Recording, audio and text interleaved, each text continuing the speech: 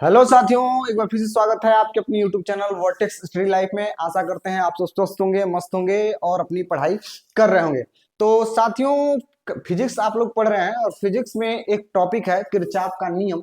और किरचॉफ के नियम में दो नियम है, तो उनको हम आज डिस्कस करने वाले हैं। चूंकि यह आपसे पेपर में या तो इस पे न्यूमेरिकल पूछेगा या फिर एक नंबर में भी इससे क्वेश्चन पूछ देता है, दो नंबर में पूछ देगा और 5 नंबर में भी क्वेश्चन आपसे पूछा जाता है कि किरचॉफ का नियम क्या है। या आपसे कह देगा किरचॉफ का पहला नियम बताइए या फिर किरचॉफ का दूसरा नियम बताइए।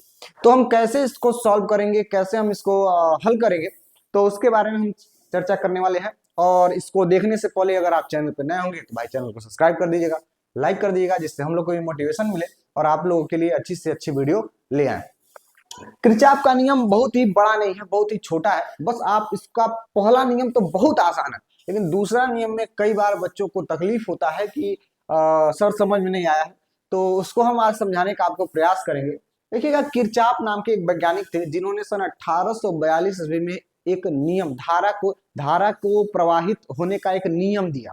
ठीक है ना, जिसको हम आज चर्चा करेंगे। ठीक है, तो शुरू करते हैं। किरचॉफ एक वैज्ञानिक थे कि चूंकि इनके बारे में कुछ लिख लेते हैं, लिखेंगे। किरचॉफ किरचॉफ ने सन 1842 ईस्वी में 1842 ईस्वी में धारा के संबंध में धारा के संबंध में दो नियम प्रस्तुत किए। दो नियम प्रस्तुत किए। ठीक है, दो नियम प्रस्तुत किए जो निम्न प्रकार है। जो जो निम्न प्रकार है। ठीक है ना, तो इतना आप लिख देंगे कि किरचॉफ एक वैज्ञानिक थे जो सन 1842 ईस्वी में दो नियम प्रस्तुत किए थे। और ये धारा के संबंध में, अर्थात धारा से ही संबंधित इन्होंने नियम दिया था। कौन कौन सा नियम है, तो लिखेंगे। प्रथम नियम प्रथम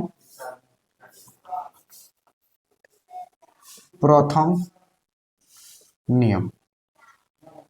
ठीक है ना, और इसको हम कई नामों से जानते हैं। संधि का नियम भी कहते हैं, संधि का नियम। ठीक है, दोनों नामों से ये प्रचलित है, प्रथम नियम या फिर संधि का नियम। अब देखिएगा, ये संधि का नियम कहता क्या है, तो आपको पता होना चाहिए कि संधि का नियम यही कहता है कि अगर विभिन्न, तो संधि का नियम यह कहता है कि अगर कोई धारा है, ठीक है, मान लीजिए 4-5 तार है, ऐसे धारा आ रही है, जा रही है, अर्थात 4-5 तारों को हम एक पास जोड़ दें। ठीक है, तो इस जगह पे, इस बिंदु पे, इसी को हम कहेंगे संधि। मान लीजिए एक तार ये है, दूसरा तार ये है, तीसरा तार ये है, ये 4-5 तार जो है वो इनको हमने एक जगह पे जोड़ दिया है, ज्वाइंट कर दिया है। तो सभी धाराओं को अगर हम जोड़ देंगे तो इस जगह पे इस धारा का मान हमेशा होगा 0। और यही कहता है संधि का नियम। क्या कहता है कि धाराओं के, कभी सभी धाराओं की अगर हम संधि करा दे, जोड़ दें, यानी सभी तारों को हम जोड़ दें और जोड़ने के बाद उस जगह पर प्रत्येक धाराओं का मान जोड़ने पर कितना आएगा, 0 के बराबर आएगा। अब उसी चीज को थोड़ा सा हम लोग फिजिक्स की भाषा में लिख दें तो कहेंगे कि किसी संधि पर मिलने वाली सभी धाराओं का बीजगणितीय योग 0 के बराबर होता है। ठीक है, ये इसका लैंग्वेज है। तो हम लोग लिखते हैं पहले, उसके बाद से इसको समझते हैं। ठीक है, लिखेंगे किसी संधि पर, किसी संधि पर संधि पर मिलने वाली मिलने वाली सभी धाराओं का बीजगणितीय योग बीजगणितीय गणितीय योग किसके बराबर होता है, बीजगणितीय योग 0 के बराबर होता है। आप लोग 10 में पढ़े होंगे सिग्मा। सिग्मा का मतलब होता है कि सभी को हम क्या कर दें, जोड़ दें। अब देखिएगा इसके लिए हम चित्र बना दे रहे हैं। मान लेते हैं कि एक धारा ये है, एक धारा ये है, ये तीसरी धारा, ये चौथी धारा, ये पांचवी धारा, छठवीं धारा। अब देखिएगा इसको हमने कह दिया I1, इसको कह दिया I2, ये इसमें बह रही है I3, इसमें बह रही है I4, इसमें है I5 और इसमें है I6। और इस संधि, मान लेते हैं कि इस संधि पे सभी धाराओं को जोड़ने पर मान क्या आएगा, तो लिखेंगे I1 plus I2 plus I3 plus I4 plus I5 plus I6, और ये किसके बराबर होगा, शून्य के बराबर हो जाएगा। यही कहा था, संधि का नियम यही कहता है। क्या कहता है, तो अभी हमने लिखा कि सभी को हम जोड़ देंगे, सभी धाराओं को जोड़ देंगे इस संधि पर, तो सभी धाराओं का मान जो होगा जोड़ने के बाद 0 के बराबर आएगा। दो चीज इसमें याद रखिएगा, दो चीज याद रखेंगे कि जो धाराएं आ रही होंगी, मान लेते हैं कि यह I1 धारा आ रही है, I2 धारा जा रही है, I3 धारा आ रही है, I4 धारा जा रही है, ये आ रही है और ये जा रही है। तो जो धारा आएगी यानी जुड़ेगी, देखिएगा कोई आपसे जुड़ेगा तो वहां पे लगेगा धन का निशान। यानी I1 धारा आ रही है यानी वह जुड़ना चाहती है तो धन का निशान लगा देंगे। I2 धारा जा रही है यानी वह टूट के जाना चाहती है तो उसके आगे हम माइनस का निशान लगा देंगे, अर्थात वह जा रही है। ठीक है, तो एक नोट पॉइंट है उसको भी नोट कर लेंगे। जो धाराएं धाराएं आती हैं उन्हें उन्हें धन से प्रदर्शित करते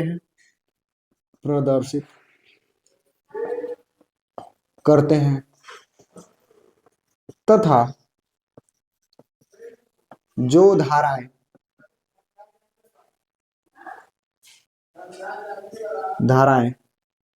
जा रही हैं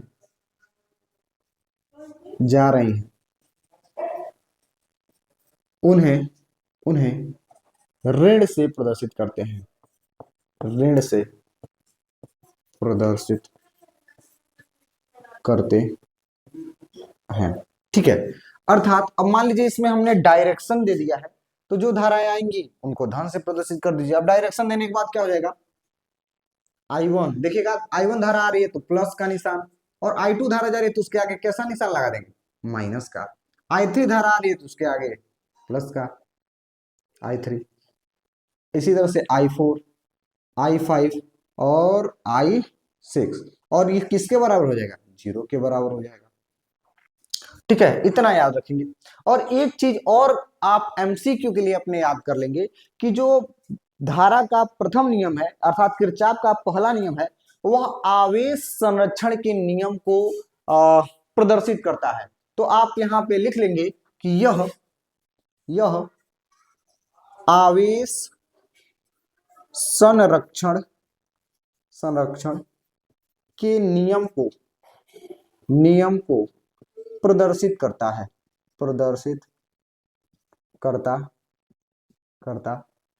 ठीक है। ये मोस्ट इंपॉर्टेंट टॉपिक है, लाइन है इंपॉर्टेंट, आप इसको नोट कर लेंगे। क्या पता आपसे उसमें पूछ दे, क्या बोलते हैं, बहुविकल्पी में प्रश्न पूछ दे। तो ये पहला नियम था, पहला नियम हमने आपको बता दिया, चित्र भी चुके ऐसे ही आप बना लेंगे। दूसरा नियम है वो आपको हम समझाते हैं, तो पहले हम इसको मिटाएंगे और फिर आपको उस चीज को समझा देंगे, ठीक है ना। तो चलिए नोट कर लीजिए आप। तो दूसरा नियम या फिर इसका बहुत अच्छा सा एक नाम है जिसको हम कहते हैं बंद पास का नियम। चूंकि इसका अगर आप फिगर समझ गए मेरे प्यारे दोस्तों, तो यह आपके लिए बहुत ही आसान हो जाएगा, कुछ कठिन नहीं है। तो चित्र इसका बनाते हैं, देखिएगा चित्र क्या होगा, तो यह एक बंद पास की तरह होगा, अर्थात उसमें प्रतिरोध होगा, बैटरी होगा, कुंजी होगा, ठीक है ना। तो इसको हम क्या करते हैं, जोड़ते हैं। तो देखिएगा यह एक बैटरी है जिसको हम E1 कह दे रहे हैं, और एक प्रतिरोध है R1, ठीक है। फिर यहाँ पे एक बैटरी है E2 और ये है R2, और फिर एक और बना दे रहे हैं चित्र कैसे है। और तीसरे में देखिएगा एक प्रतिरोध केवल ऐसे ही जुड़ा हुआ है। अब ध्यान से आप देखेंगे यहाँ पे R1 R2 और इसको कह दिया हमने R3। इसमें धारा I1 है, इसमें धारा I2 है, और जो इसमें प्रवाहित होगा I1 प्लस I2, दोनों धाराएं प्रवाहित होंगी। चूंकि धारा की दिशा देखिएगा ना इधर से इधर की तरफ, और ऐसा ही चित्र आपको बना लेना है E1 R1 I1, E2 R2 I2, और I1 I2 और R3। यही है आपका, ये देखिएगा ये पहला बंद पास है, ये आपका दूसरा बंद, यानी पहला बॉक्स दूसरा बॉक्स। अब देखिएगा हम इसके लिए ये इसका स्टेटमेंट क्या कहता है, तो कहेगा कि किसी बंद पास, अब देखिएगा ये पहला बंद पास है, इसको नाम दे रहे हैं A B C D E और एफ। तो इसमें बंद पास देखिएगा ए बी सी डी, यह पहला बंद पास है, बंद पास है, और सी डी ई एफ ये आपका दूसरा बंद पास है। दो बंद पास है, एक है ए बी सी डी और दूसरा है सी डी ई एफ, ठीक है, दो बंद पास है, पहला बंद पास दूसरा। तो अब इसमें कहता क्या है, तो यह कहता है यह नियम कि किसी बंद पास में विद्युत वाहक बल E और उसका प्रतिरोध I, सॉरी, इसमें प्रवाहित धारा I और प्रतिरोध R का गुणनफल इसके विद्युत वाहक बल के बराबर होता है। ठीक है, तो पहले हम इसको नोट कर ले रहे हैं, नोट कर ले रहे हैं और फिर आपको बता रहे हैं। तो स्टेटमेंट हमने लिख लिया है कि किसी परिपथ में, देखिएगा ये परिपथ है और उसके बंद पास के विभिन्न खंडों में, यानी पहला खंड अगर लेके चलते हैं तो प्रवाहित धारा, प्रवाहित धारा देखिएगा इस खंड में कौन कौन सी प्रवाहित धारा है, एक I1 है और एक I2 है। और प्रवाहित धारा तथा संगत प्रतिरोध तथा उसके साथ में जो प्रतिरोध होगा उसका बीज गणितीय गुणनफल अर्थात उनका गुणा उनके विद्युत वाहक बल के बराबर होता है। ठीक है ना। अब इस चीज को देखिएगा हम कैसे डिनोट कर रहे हैं। अच्छा देखिएगा हमारी डायरेक्शन देखिएगा, ये हमारी डायरेक्शन है। अब हम जिधर से चलेंगे आपको पता होना चाहिए कि जिधर से हम चलते हैं वह धनात्मक होता है, और देखिएगा धारा की दिशा इधर है और हम इधर चल रहे हैं, तो जब हम इसको डिनोट करेंगे तो उसके आगे माइनस का निशान लगाएंगे। ठीक है, चलिए। अच्छा कहा है कि प्रवाहित धारा, तो पहले में देखिएगा तो होगा I1 और R1, यही होगा ना। ठीक है, यानी इस लाइन में देखिएगा तो धारा I और प्रतिरोध R, I1 और R1 का बीज गणितीय गुणनफल। अब इन दोनों का हमने क्या कराया है, गुणा करा दिया। अब इसके साथ साथ देखिएगा अब इस वाले, ये पूरा एक खंड है ना, तो इसमें इस वाले लाइन में भी धारा है लेकिन यह अपोजिट है, हमारी डायरेक्शन ऐसे ही है और धारा की दिशा ऐसी है, तो इसके आगे लग जाएगा माइनस I2 हो जाएगा। और कहा है यह दोनों बराबर होंगे किसके, इनके विद्युत वाहक बल के, अर्थात E1 पहले है माइनस E2, समीकरण 1 कह दीजिए, यही है ना। और इसको कोष्टक में बंद कर दीजिए भाई। उसी तरीके से नीचे वाले में देखेंगे ना तो फिर से हमारी डायरेक्शन ऐसी होगी। ठीक है, ऐसी होगी, तो क्या होगा भाई, तो इसका क्या होगा, तो देखेंगे I2 R2, अब देखिएगा माइनस होगा कि प्लस होगा, एक बार आप लोग बताएंगे कि माइनस होगा कि प्लस होगा। तो आप देख रहे हैं कि धारा की दिशा भी इधर से है और हमारी भी डायरेक्शन इधर से है, तो यहाँ पे हो जाएगा plus I1 plus I2 into R3।